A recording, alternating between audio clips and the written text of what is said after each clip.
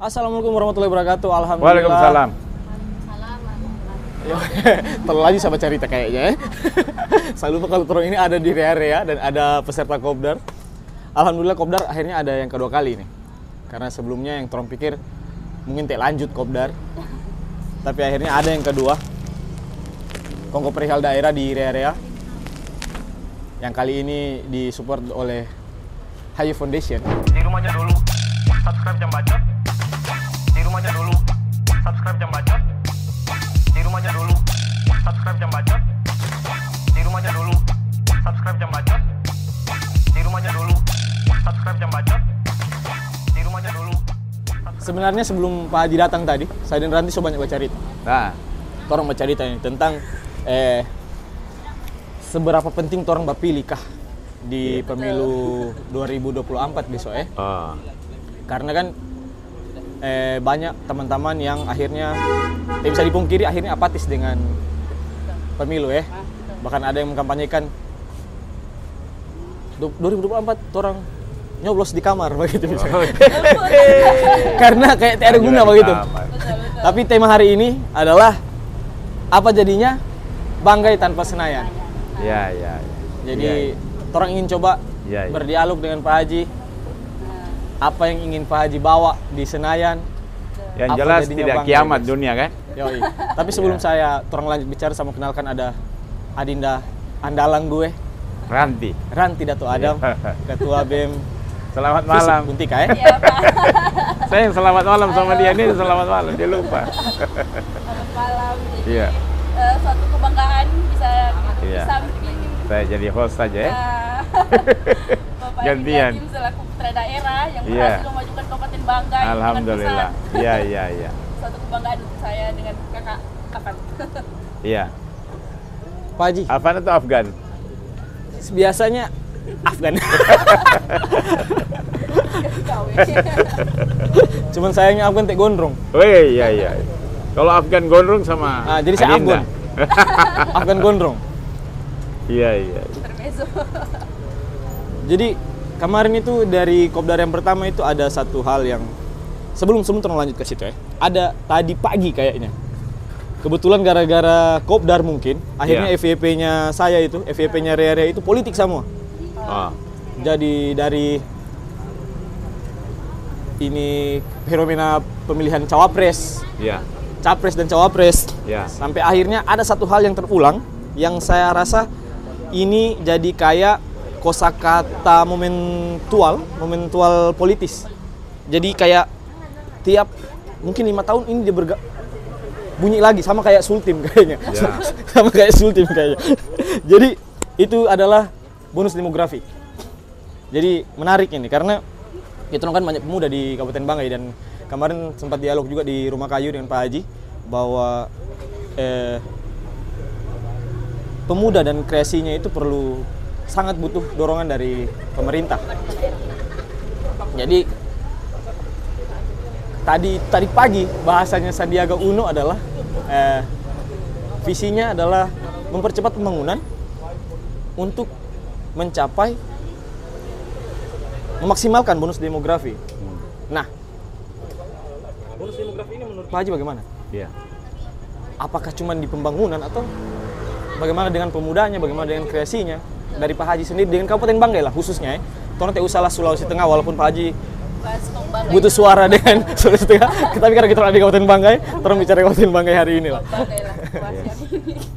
Baik, terima kasih. Selamat malam dan saya ucapkan salam saya. Assalamualaikum warahmatullahi wabarakatuh. Waalaikumsalam warahmatullahi wabarakatuh. Salam sejahtera untuk kita semua, teman-teman yang sempat bergabung. Saya sengaja pakai mic ini, kalau tidak kan cuma saya bertiga saya yang tahu ini cerita. Yang lain cuma melongok. Nanti mau bertanya apa nanti pada momentum yang sangat baik ini menurut saya. Walaupun dalam suasana yang terbuka dan suasana yang riang gembira kekeluargaan, saya senang sekali dapat undangan dari teman-teman Afan dan Ranti yang bergabung dalam Ranah dialektika. Ranah dialektika. Baik, saya pertama mengapresiasi aktivitas kreativitas yang dibangun oleh teman-teman pemuda Tadi dalam gambaran saya mau datang di suatu kafe yang ya tahu, wih kenapa begini? Tapi sudah seperti ini. Harusnya kita melaksanakan. Kecewa tidak Pak Haji? Kecewa tidak? Wah, kalau saya mana-mana. Saya Ternyata di diundang jalan kagak rombak biasa. ternyata. Ya, saya santai aja saya. Cuma kalau ada yang banyak datang ya Adinda yang repot berdua, Ya. teman-teman. Tapi insya Allah setelah Pak Haji akan orang lebih besar insya Allah. Amin. Baik. Pertanyaannya ya tentu berat-berat ringan. Pertama dalam perkenalan saya dengan Adinda tentu saya sudah memberikan gambaran bagaimana situasi kondisi daerah Banggai dalam memanfaatkan momentum bonus demografi. Ini sudah sering kita dengar. Bagaimana itu bonus demografi? Kemudian apa dampaknya kepada daerah dan negara kita? Bonus demografi adalah suatu lonjakan kondisi di mana negara kita pada beberapa tahun ke depan itu mendapatkan suatu tingkat pertumbuhan penduduk yang usia kerjanya itu sangat besar.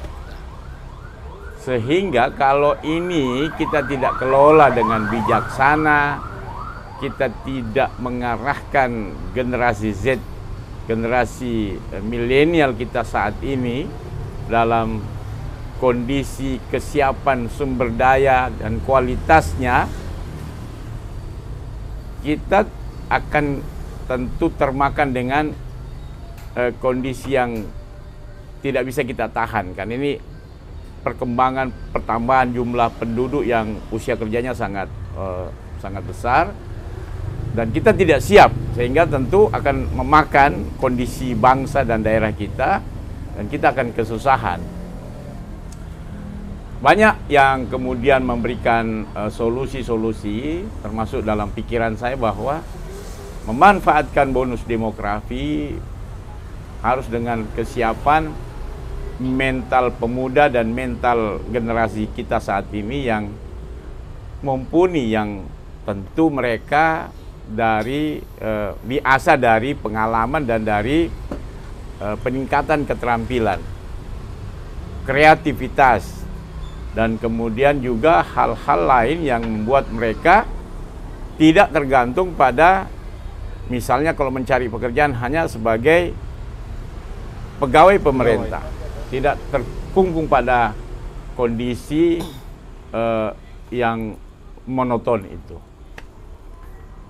Adik-adik sekalian, ini kan bagian daripada mempersiapkan diri juga untuk memasuki era itu.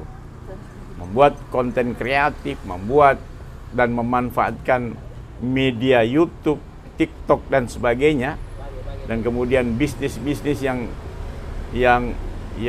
melatih kemampuan kewirausahaan kita. Itu bagian dari sesungguhnya mempersiapkan diri menghadapi tantangan yang selalu kita dengar sebagai bonus demografi itu. Jadi sesungguhnya bonus ini sudah mulai kita alami nih. Ya. Dan itu kalau kita berbicara tentang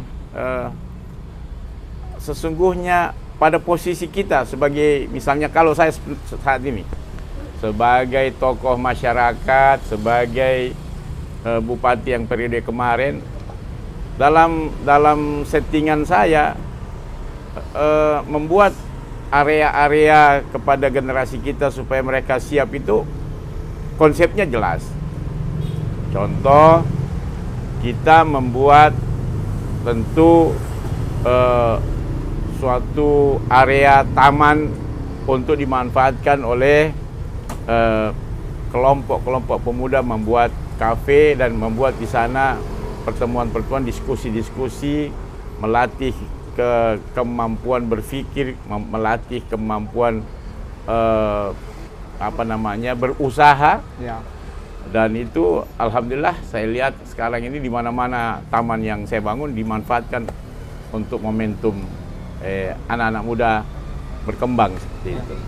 Juga dari sektor lain, itu sektor ekonomi UMKM. Ya. Sektor lain misalnya dunia pendidikan. Kita mendorong supaya kemampuan anak-anak sekolah kita itu tidak putus hanya pada taraf sekolah SMA. Karena sesuai data, anak-anak kita saat ini putus sekolah di usia kelas 2 SMP. Kita masih kalah dengan beberapa kabupaten lain yang usia sekolahnya sampai selesai SMA. Secara umumnya, Penyebabnya apa? banyak hal yang menyebabkan itu, termasuk kondisi ekonomi. Kondisi yang harus kita perhatikan secara keseluruhan, bahwa anak-anak kita ketika putus sekolah itu penyebabnya salah satunya adalah kondisi rumah tangga daripada anak-anak kita itu yang memaksa dia akhirnya bekerja dan kemudian meninggalkan dunia sekolahnya. Itu yang kita tidak harapkan. Waktu saya jadi bupati, ini yang menjadi pokok-pokok yang harus kita perhatikan. Jadi bukan karena putus sekolah, karena dia nakal, atau karena dia memang tidak mau sekolah. Perlu Adinda ketahui, teman-teman ketahui, anak-anak kita ini di pelosok itu sebenarnya kecerdasannya luar biasa.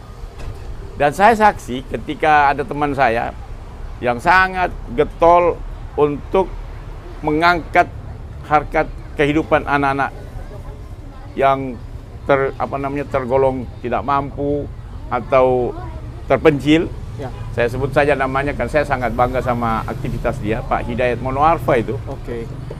Itu dalam masa saya sebagai bupati itu mengelola anak-anak pelosok Pagimana, pelosok Bunta, pelosok Batui Selatan, pelosok-pelosok kampung-kampung itu, setahun mungkin sampai 10-15 orang, dan itu dikirim mereka ke lembaga pendidikan yang di Jakarta, yang dimana mereka dianggap bisa mengembangkan kemampuan dirinya. Dan apa yang terjadi?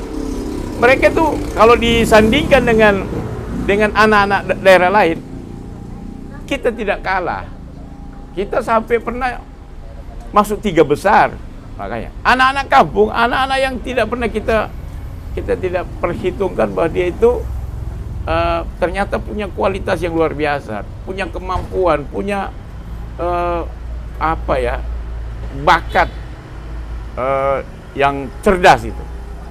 Coba bayangkan kalau sampai Pak Hidayat tidak terdukung dengan sistem yang dia lakukan ini, artinya juga dia mendapatkan satu support. Ya. Tapi kalau dia tidak mau semangat atau tidak ada yang memperhatikan itu, maka ini anak-anak kita ini 10-15 orang setiap tahun ini itu akan terpuruk di desanya. Oke. Itu akan tidak mendapatkan perhatian. Itu akan luput dan kita semua jadi berdosa. Kenapa berdosa? Karena coba bayangkan ketika mereka diangkat dikasih sekolah ke Jawa, luar biasa mereka punya prestasi. Ini bagian dari yang saya anggap bahwa pertanyaan tadi sudah tetap sama. Ini adalah bagian daripada bonus demografi, memanfaatkan kaum muda untuk bisa kemudian menjadikan daerah kita lebih baik lagi, dan itu salah satu upaya kita. Jadi mengangkat potensi, meningkatkan sumber daya manusia, kemudian tentu melatih kecerdasan yang ada pada diri generasi kita yang sekarang maupun yang sementara, tentu sebagai generasi baru ya usianya di antara 17 sampai 30 tahun, mengasah bukan hanya dari sisi intelektual saja, tetapi mengasah dari sisi kemampuan kecerdasan emosional dan kecerdasan spiritualnya. Ini penting.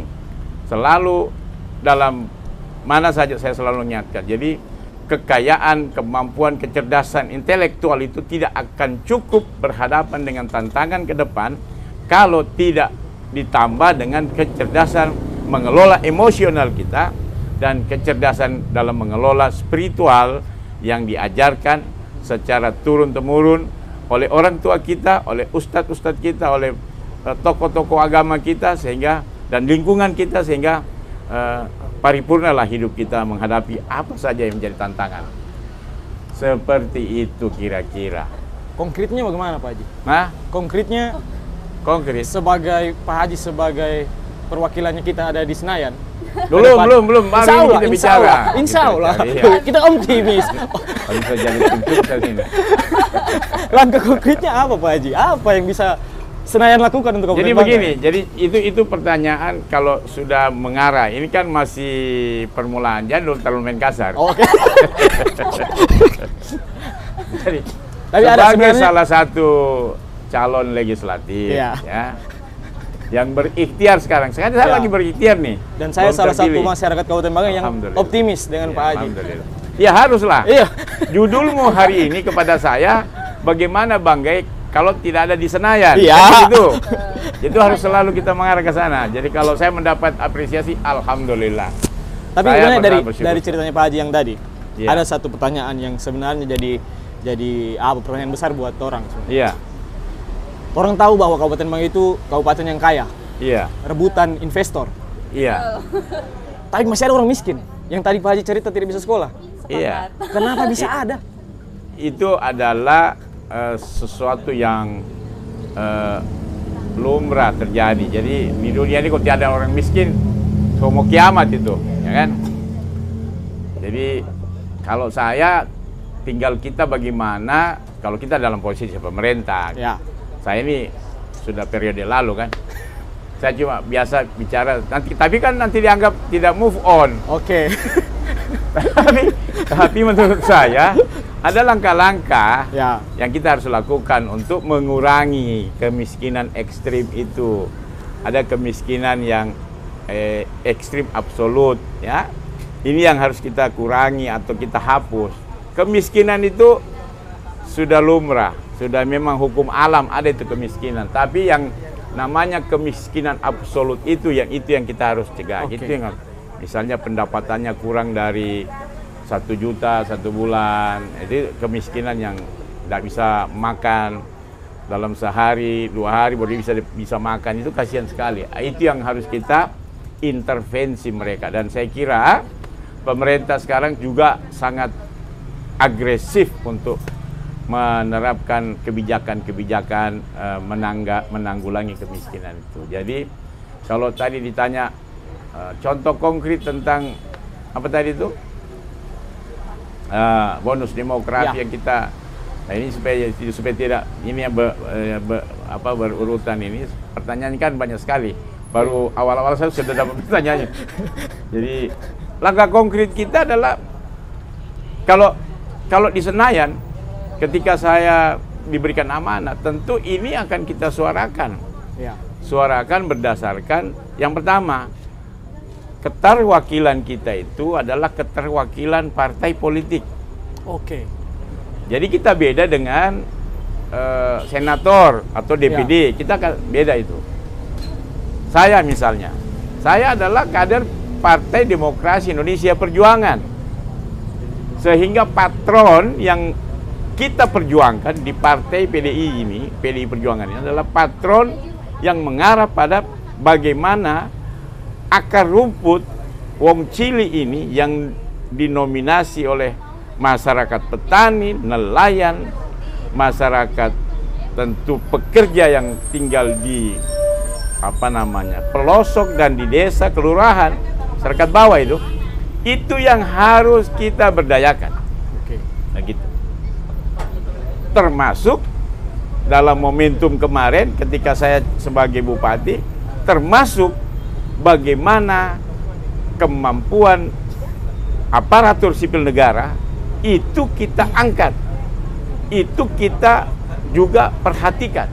Maka terkenallah zaman saya itu tukin, tunjangan kinerja bagi ASN itu naik, melonjak yang luar biasa besarnya. Bayangkan kalau kepala dinas itu tukinnya sampai 12 juta, gajinya 4,5 juta, tukinnya 12 juta. Mereka itu mendapatkan suntikan seperti itu supaya apa bagi saya? Melayani rakyat sesuai dengan janji saya kepada rakyat itu. Melayani dalam hal apa saja sesuai tupoksi mereka. Dan tidak boleh main-main, karena saya memperhatikan kesejahteraan. Itu saya menginginkan ada langkah signifikan dari mereka sebagai pelayan rakyat yang betul-betul bekerja untuk melayani rakyat, menuntaskan agenda-agenda sesuai dengan visi misi saya. Itu kita setback ke belakang seperti itu. Nah, Gara-gara set di belakang tadi.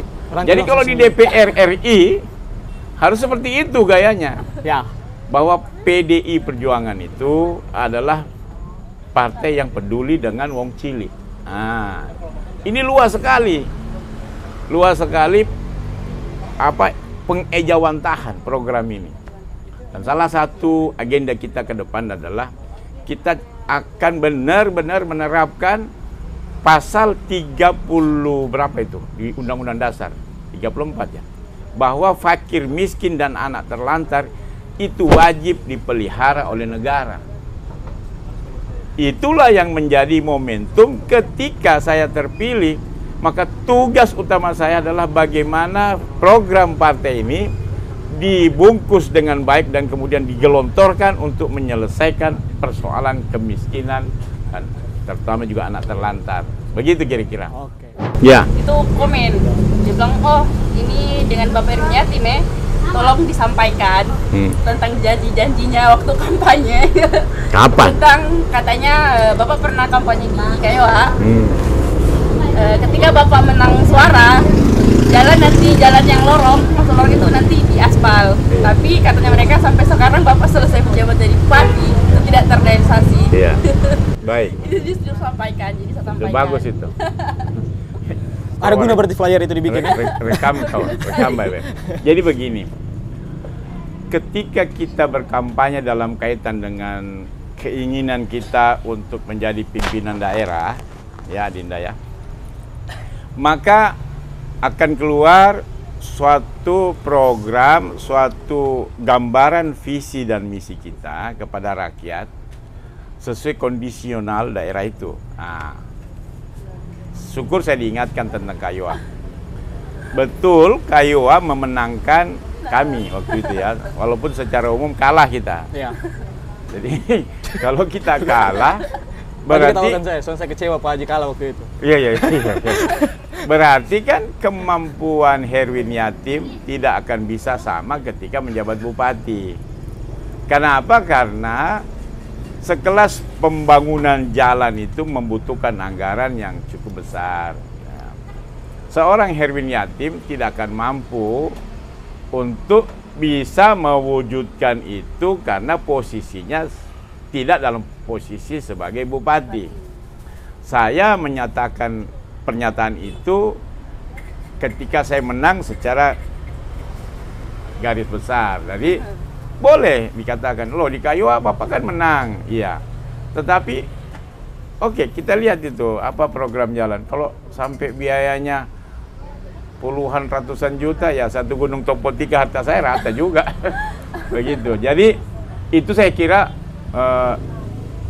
kepedulianlah kita sebagai pemerintah saat ini bahwa walaupun mereka memenangkan saya, jalan itu adalah kebutuhan mutlak yang harus kita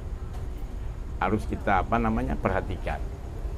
Pak Jokowi presiden kita, banyak titik beliau itu kalah pada saat pilpres, karena pilpres kemarin kan selisihnya cuma berapa persen kan.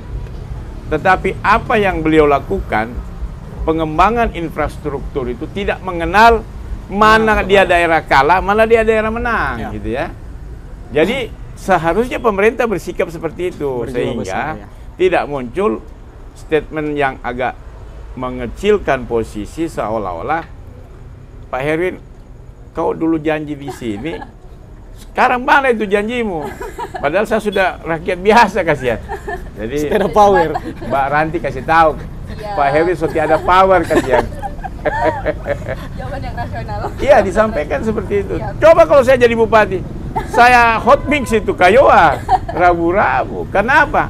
Ada kemampuan saya untuk meletakkan porsi anggaran itu, untuk mengeksekutor anggaran yang ada, sehingga terjadi itu program sesuai dengan komitmen saya dengan masyarakat itu, begitu. Jadi Mbak Ranti, saya terima kasih sekali.